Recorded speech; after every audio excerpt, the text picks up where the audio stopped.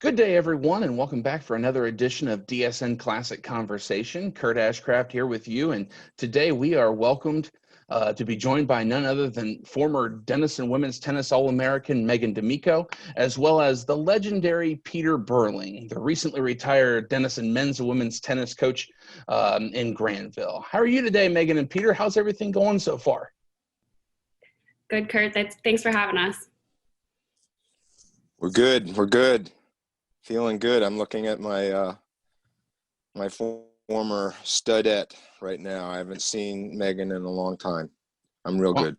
Well, I'm really glad to have both of you here for really the last DSN Classic Conversation of the 2020 year. We're excited to do this and excited to really give you guys an opportunity to go down memory lane. So first and foremost, given the less than normal circumstances that 2020 has given all of us, how have you guys been affected both professionally and personally here in 2020?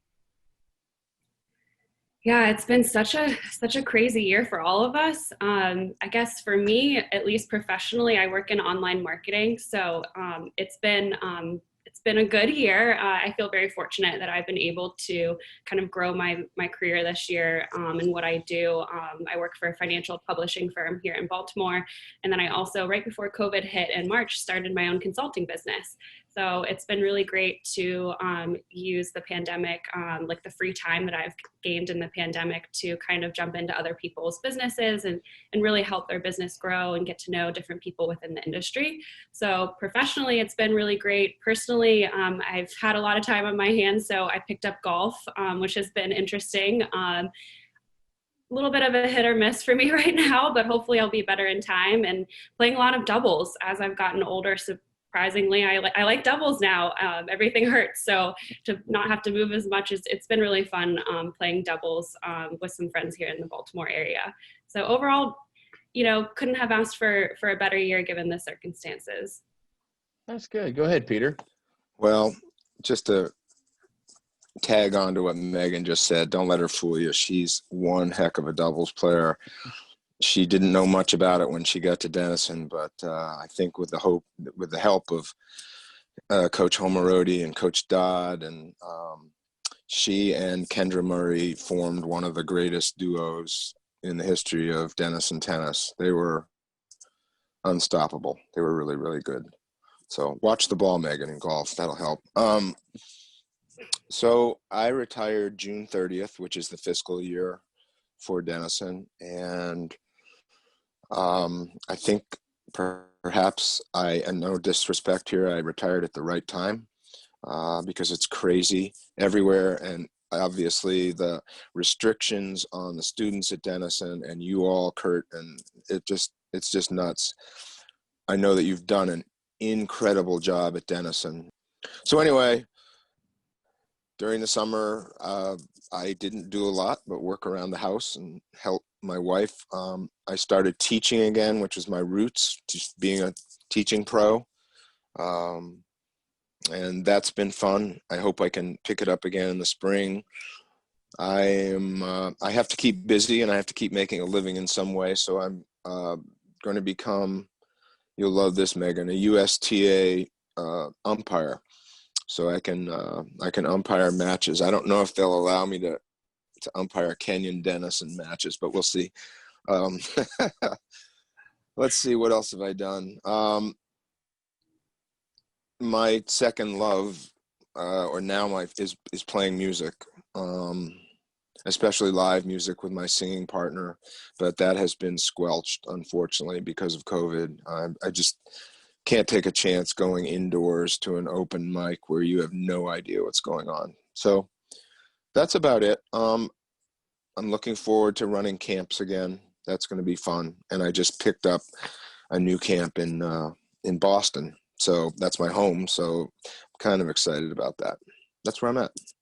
Well, it's good to hear that 2020, all in all, really has treated you well, especially with retirement, Peter. So, today we're just going to turn back the clock to May 6, 2007, when your Big Red squad advanced the NCAA Division III tournament quarterfinals following a 5-3 upset victory over the 5th-ranked team in the nation, the DePauw University Tigers. After falling it to the Tigers in the same round the previous season, How determined were each of you to avenge that loss if you saw the Tigers during the 2006-2007 season? Yeah, I'll chime in first. So I was very much looking forward to my sophomore year. I had trained a lot over the summer and into the fall season, and we had also added some really awesome talent to the roster, specifically with the addition of Marta Drain, who played in this match. She's an excellent singles and doubles player. We also had a very young team, mostly freshmen, sophomore, junior players. So we were very close knit. We trained really hard. We knew each other's styles of play and communication very well.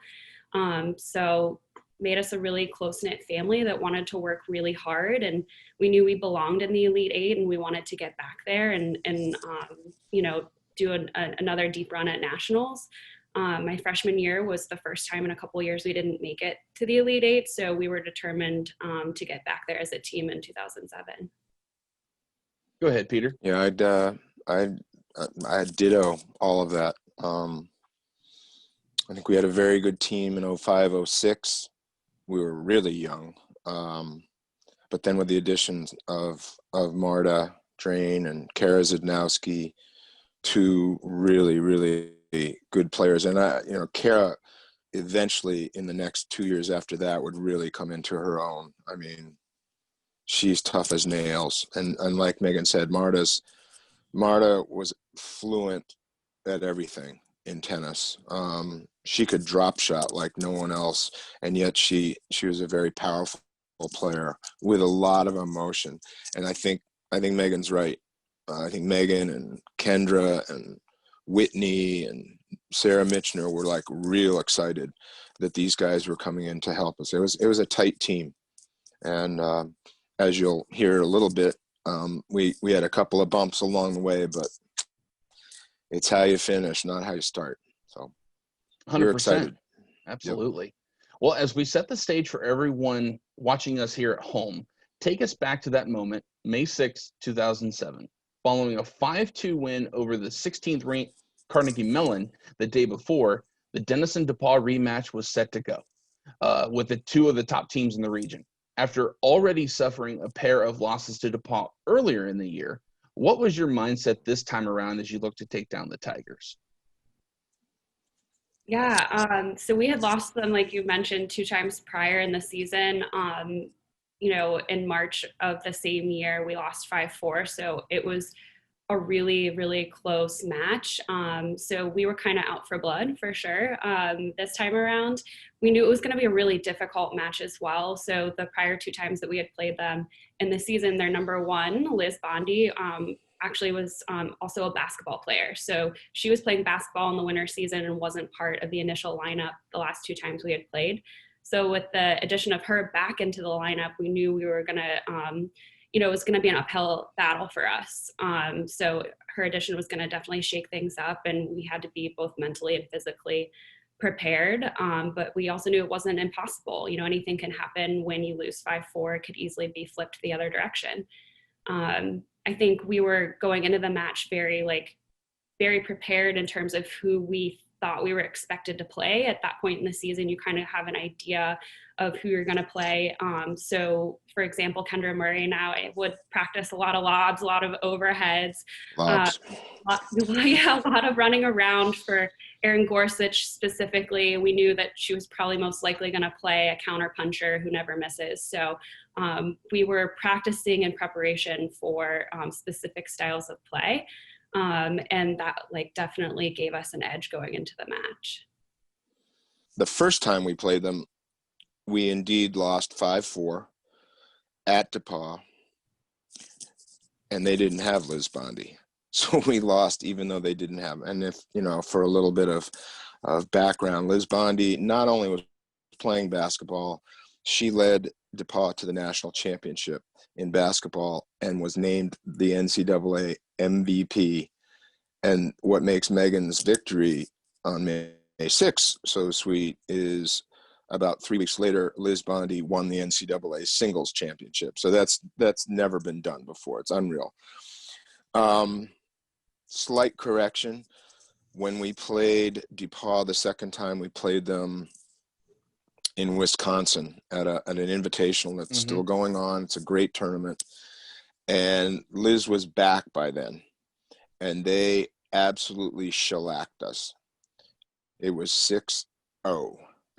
They shellacked us. There were some close matches, but it was like a punch thrown at us, especially after it was such a close match at DePauw. And when we played at DePauw, there would be 100 to 200 people lining the balcony, as Meghan will remember, screaming and yelling and all that. So when we came back, we were prepared. We were very prepared. Meghan against Bondi, and maybe I'm getting ahead of myself, Meghan had to return serve well, because Bondi is as tall as I am and stronger than I am, and she's left-handed. I mean, all the accolades of a really incredible player, which she is. Our doubles, we couldn't go down 3-0. No way. We could not lose 3. You go down 3-0, you are pretty much toast, because the other team only has to win 2 of the singles matches out of the 6. So when Meghan and Kendra eked out a 9-7 victory, we went nuts, because it was great. Now you think, God, you're losing 2-1. Well, that 1 point, it's weird in tennis, that 1 point and winning it, it was the last doubles match on, it just pumped us up. And I think DePauw, 2 things. DePauw came into the match, they thumped us 6-0 like a month before. And I also think they thought they were going to win the doubles 3-0. And this is no disrespect to my team, our team, because we played amazing that day. The women played amazing. But that just, it happens in sport. There's an upset in every single tournament, and to come back from a 6-0 loss a month before, that's undescribable. Oh, it's 100%. As I continue to kind of go back to this match and look at the previous year and the year after that, it was amazing how this one in particular really kind of set the stage a little bit and really move things forward. So let's talk about that for a little bit. Like you guys mentioned, you were down 2-1 after the doubles. Luckily for you, Meghan, and you and Kendra, you eked out that 9-7 win in number 2 doubles, getting that first win. Then you go into singles and you completely start off on a strong note where you win 4 of 5 singles, including your 6-4, 6-2 win over, as we've talked about her, one of the most decorated athletes in Division III history, Liz Bondi, who's a national champion in women's basketball, a national champion in women's tennis, National Player of the Year in both sports. She's just one of the greatest Division III athletes of all time. And you were able to take her down in number 1 singles and really turn the tide and set things straight to lead to that win. So for you, Meghan, first, what was it like to earn such a big win and such a big moment for your team? Yeah, it was personally such like an incredible win for me. I knew obviously the match was going to be really tough for both me and the team as a whole. We've talked about Liz. She's fantastic, both on and off the court. After the match, I specifically remember her being just so graceful and such a class act. One of her colleagues, players came up to her and was like, "Man, Liz, like, what happened?" And she just shrugged her shoulders and was like, "You didn't play well." She just had such a winning attitude all the time, even if things didn't go her way. And to this day, that's one of the main points I remember about that match is, fortunately, I showed up and I played smart, consistent tennis, and the day turned in my favor. But all in all, she was just such a class act through and through. I remember she was in Sports Illustrated, had such incredible accolades, was a fantastic student. I think Coach and I were talking, and we believe her to be a doctor now. So she seems to be doing quite well in the world today. But yeah, personally, such a fantastic win. Going into it with really a nothing to lose mentality after playing her a few times earlier in my career. For the team, I remember after my match had ended, finishing up going down the courts to go watch Erin Gorsuch finish her match, which was so tight. She was playing a counterpuncher, Betsy Flanzer, also an awesome athlete. You know, we squeaked out that win, and it was just like such a great moment for us as a team, because we knew we belonged in the Elite Eight. We knew we were working hard towards it. We deserved it. And the team just laid everything out on the line that day. Kendra Murray, Whitney Block, Sarah Mitchner, Marta Drain, we all just kind of grinded and played out of our minds that day. And it was just so much fun for us all to know we were headed to the Elite Eight. I believe that year was in Fredericksburg, Virginia. And Peter, how was it to avenge those previous losses to DePauw and get a big win in such a big moment and move on to the Elite Eight? Well, I always tell the kids, men or women, you don't have to play unbelievable today. You've got to play up to your level. You know, challenge yourself to play up to your level. And if your level is good enough and that other person's isn't, you're going to win. But if you try to be extraordinary, you know, they use that word a lot in sports. If you try to be extraordinary, I guess that's the key word, try to, and you're mentally trying, you're going to fail. And the ladies were ready. But I think tennis is a weird sport in that, you know, basketball, you go down, you score, then you defend, then you score, then you score, then you score, then you defend. But in tennis, you have 6 singles players out there. And we had just won. I don't know how Meghan feels about this, but I think the order went like this. It was 2-1, we were down, and immediately Marta she was so excited that day, pumped up, and you could hear her for half the campus. And she smoked. I want to talk about a really steady player, Amrita Pata from DePauw at number 2. She just, I think it was 4-2. It was, or something like that. And it, boom, all of a sudden it's 2-2. And then right next to her, Kendra Murray, and she's doing the same thing. She's just so pumped, and she's playing a young lady from her hometown. So there was added attraction there, and she smoked her. So now we're up 3-2.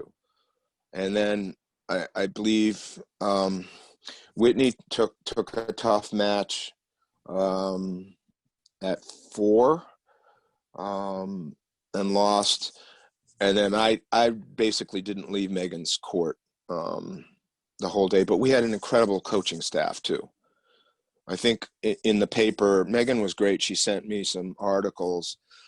Coach John Dodd, who is no longer with us, he passed away a few years back. His mom had died the day before. And halfway through the match against DePauw, he showed up. And I think it meant a lot to the women. I think it really did, because they were like, whoa, this maybe is bigger than tennis, but you know, here we are. Whatever, that the stars aligned themselves, if you will. And then I sat with Meghan, and I basically, there's a picture of her with a towel over her head. I just kept, from the coaching standpoint, I kept telling her to keep her head down on the changeovers. We didn't talk a lot. I said, I don't have anything to tell you. You just keep grinding. And, you know, again, I think Meghan played, again, no disrespect. I've seen Meghan play better matches. I think she played at about 85 to 90% of her abilities that day, and it was enough. She didn't miss her spins with her continental grip on her forehand, which went out with, you know, I don't know, the 1950s. She still uses it, screws up people, but she was determined. She was quiet, and she kept working. She didn't let, you know, sometimes in tennis, one little slip can screw you up mentally, and she didn't do that. She hung. So there was momentum going, and Meghan just kept it going, and it was great. That's awesome. And see, and this is why we have enjoyed going down memory lane so much and just hearing those stories, and especially in a sport like tennis where it really involves everybody doing their part. And that's, like you said, the stars aligned, Peter. Everybody was on their game that day. Everything worked out, and it just it set the stage for everything moving forward.